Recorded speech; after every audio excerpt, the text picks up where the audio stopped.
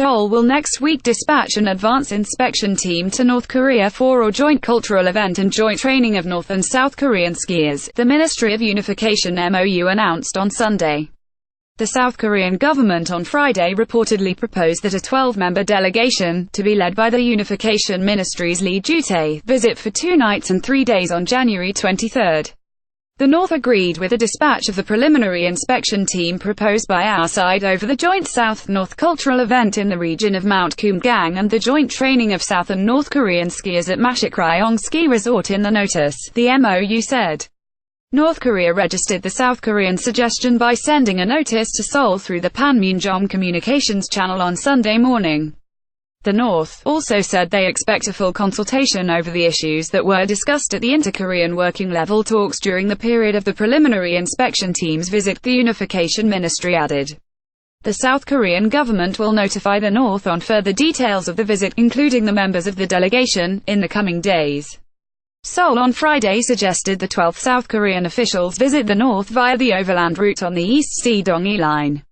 The route has been largely unused since July 2008, when the operation of Mount Kumgang Resort was suspended after a South Korean tourist was shot and killed by a North Korean soldier.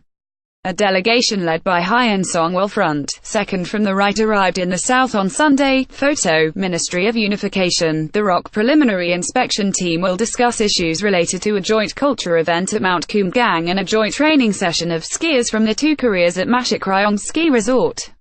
The proposal is a follow-up measure to Wednesday's vice-ministerial meeting, at which the 2 Koreas agreed to hold the 2 events ahead of next month's Pyeongchang Winter Olympics.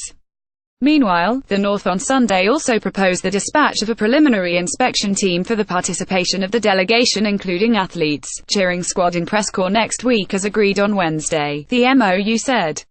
It was suggested that the 8-member delegation, led by Deputy Director at Ministry of Physical Culture and Sports Yoon Young-bok, visit the South between January 25 and 27.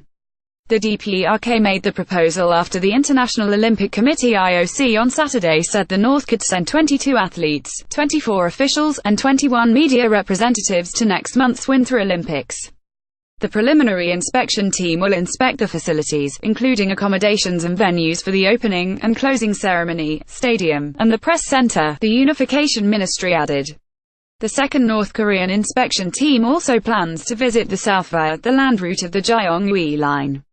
The South Korean government will respond to the North's suggestion following a review of the details.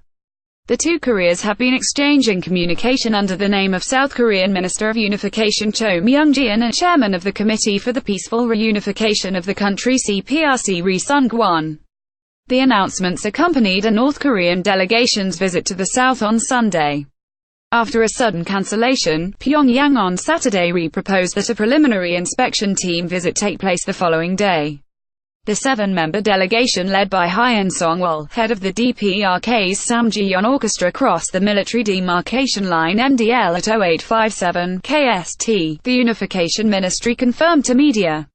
The North Korean officials passed the Customs, Immigration, and Quarantine CIQ at 0902 KST and entered the South at 0917 KST. As the North Korean delegation made its visit via the land route of the Gyeongui line, the overland route was used first in around 2 years after it was blocked in the wake of the suspension of the Kaesong Industrial Complex (KIC) in February 2016.